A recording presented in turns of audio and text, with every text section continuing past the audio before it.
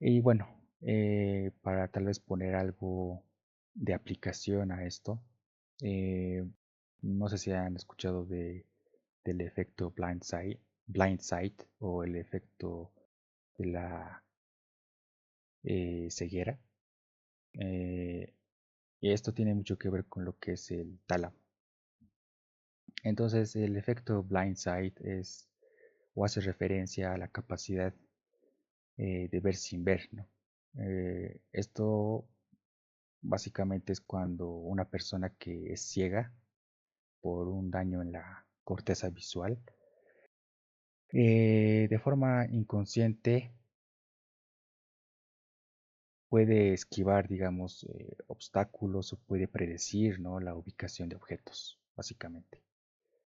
Entonces, de alguna manera su cerebro está procesando la información visual, pero no hay percepción consciente. Imagínense, ¿no?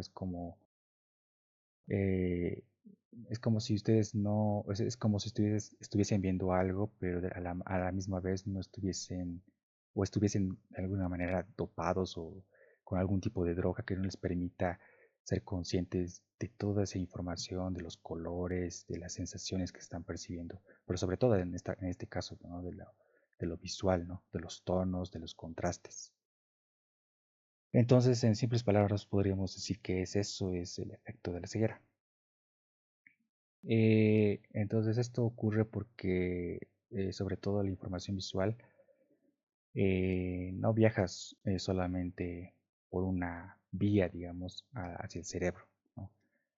Hay una vía que es o va a ser la principal, que va de lo que es de la retina, ¿sí?, del ojo, que va a percibir y a través de eso se va ir directamente por los nervios ópticos hacia lo que es el tálamo y de ahí a la corteza visual, que es justamente la que va a crear la visión, ¿no?, y la conciencia de lo que estamos viendo, ¿no? Porque esa es una, porque hasta cuando la información llega, ¿no?, a través de lo que es la retina, hasta ese momento la información no se hace consciente, ¿no? Imagínense la velocidad a la que procesa nuestro cerebro, ¿no? Todo lo que vemos de alguna manera está procesando muy rápido. Pero si estuviésemos haciendo una pausa en el momento en el que la información, digamos, se encontrase, digamos, en la retina todavía o incluso en los nervios ópticos o en el quiasma, hasta ese momento no está siendo, no es una información consciente, si se podría decir. O sea, no podemos ser conscientes de lo que estamos viendo, ¿no? Entonces, eh, esta claramente es una vía principal, se llama una vía también primaria, pero existe otra vía que es una vía secundaria que va del tálamo a otras áreas cerebrales, ¿no? Para respuestas sobre todo más automáticas, más, podríamos decir, de tipo reflejo, ¿no? O en ocasiones, digamos, críticas que, no sé, el cuerpo puede estar sometiéndose, podríamos decir también respuestas de supervivencia. Entonces, en una persona que tiene esta ceguera, la vía consciente está dañada, pero esta vía secundaria que pasa por el tálamo sigue funcionando. Eso es básicamente, en resumen. Y igual, para tal vez mencionar, igual existe, ¿no?, esto de lo que está haciendo Neuralink, igual es una empresa de neurotecnología, ¿no? Ustedes saben de Elon Musk. Entonces, él justamente igual está trabajando en el perfeccionamiento, digamos, de un chip que permita justamente este efecto. Entonces, podríamos decir que su chip es un ejemplo natural, digamos, de una solución como de bypass en el cerebro, ¿no? Entonces, es básicamente como un bypass artificial, ¿sí? Eh, es una función que básicamente utiliza o estaría utilizando lo que es la ruta secundaria, pasando por el tálamo para justamente procesar esa información de forma inconsciente. Entonces, esto creo que está en desarrollo todavía. Obviamente para esto también se necesitan muchos estudios clínicos, pero eso como, digamos, como un tipo de dato, ¿no? Y otra cosa también que igual me gustaría agregar, muy relacionado también con este tipo de efecto, es justamente este libro. No sé si lo conocen, es un libro de ciencia ficción que se llama Blind Side de Peter Watts. Entonces, este libro en sí es pues uno de los, para mí, bueno, lo he leído y es muy buen libro y pueden ahí incluso dilucidar, digamos, más y más respecto a este efecto. Tiene una trama corta, no es larga, no es largo el libro y es un libro que también ha sido finalista, ¿no? del premio Hugo, ¿no? Que es básicamente considerado como el Nobel, ¿no? De la literatura en el género de ciencia ficción. Entonces, igual si les interesa pueden leerlo. Básicamente la trama igual, el personaje principal justamente sufre de esta condición y es interesante cómo el autor en este caso describe, ¿no? Su situación y lo hace asemejar o lo relaciona, digamos, con otro tipo de situaciones. Lo desarrolla también su misma condición, entonces igual si ustedes gustan pueden leerlo. Bueno, pasando con lo que es el sistema límbico. Eh, para el sistema límbico, igual me gustaría hacer otra analogía, justamente para que nos quede más claro, ¿no? La función, porque al final lo que estamos buscando en estas capacitaciones, o al menos lo que yo estoy buscando, es justamente dejarles ese mensaje, ¿no? De cuál es la función principal que cada estructura que estamos viendo cumple, ¿no? Entonces, para esto yo he visto pertinente hacer la siguiente analogía del sistema límbico, de que ustedes imaginen básicamente como si fuese un director, ¿no? De película, ¿no? Pero ¿de qué película? De su película, de su vida, ¿no? De ustedes. Entonces, podríamos decir que actúa de esa manera, ¿no?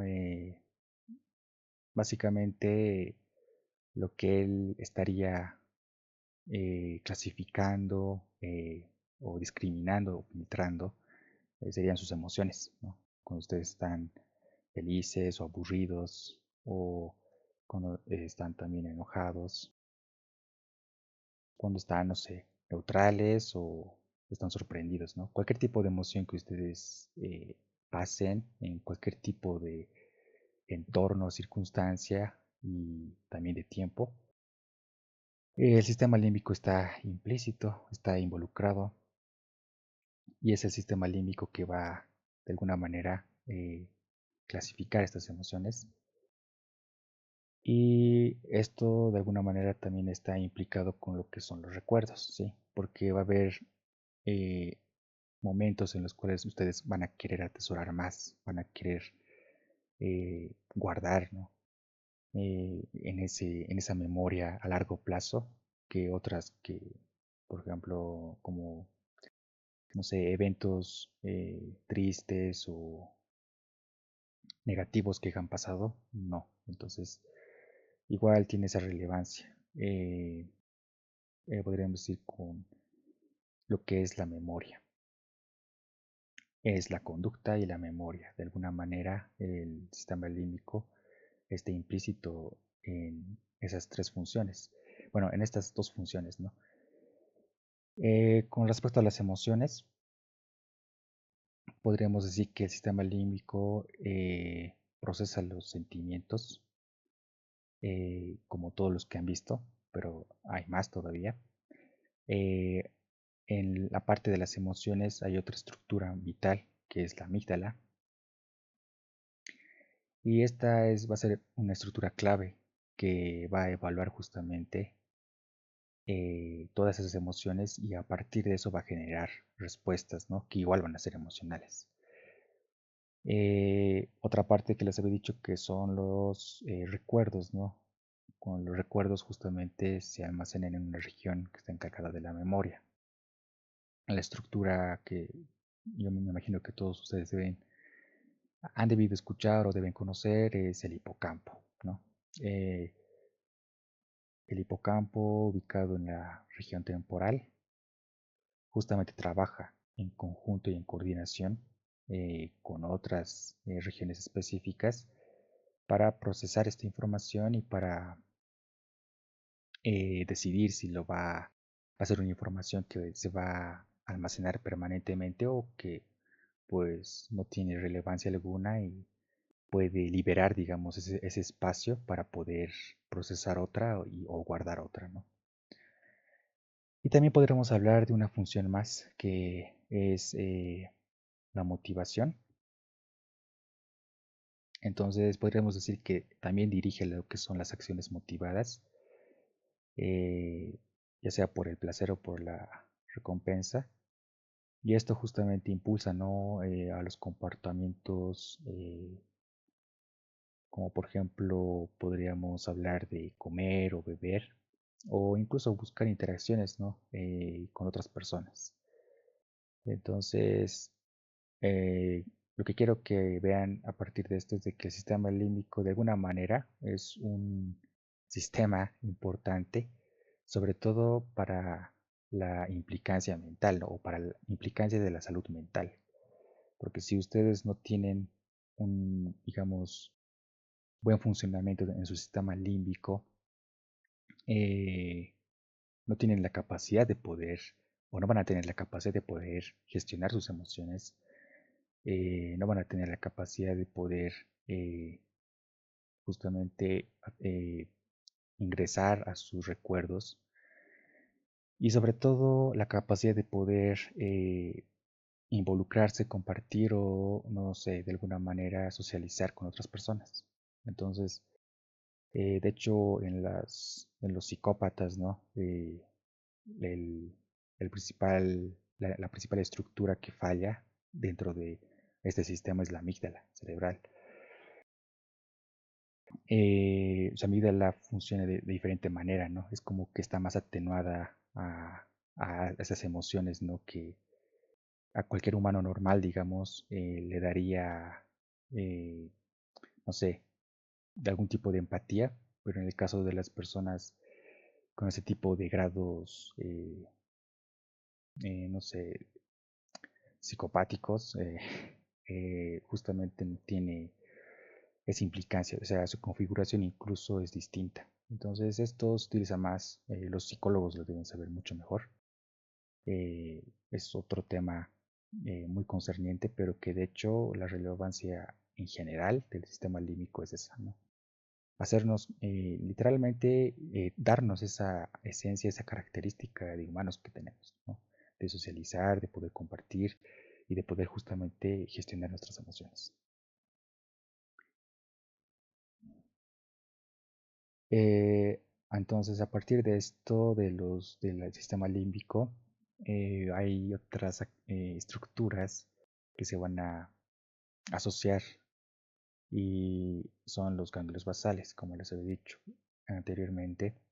Básicamente son un grupo de estructuras o núcleos, ¿no? Que están ubicados en la base del cerebro. Ustedes ven en toda esta región, ¿no? Que implica lo que es el sistema límbico.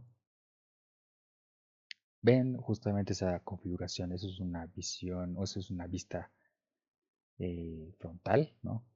Que está seccionada de manera coronal. Entonces aquí ustedes ven lo que es el tálamo, aquí ven algún tipo de núcleos que tiene. Estas son lo que es parte de lo que son los ventrículos, que son como alas, los ventrículos laterales. Sí, que otras estructuras más, ¿no? Ya nos podemos poner incluso más específicos, ¿no? Como por ejemplo el cuerpo calloso, que es una estructura que puede, o que es de hecho como un camino, como un medio que permite asociar la información de un hemisferio a otro, pero que no solamente es esa, sino también hay otras estructuras implicadas. Aquí tenemos a nuestros famosos núcleos basales. Entonces, aquí, bueno, tenemos lo que es el putamen, eh, los núcleos lenticulares y el globus pallidus, ¿no?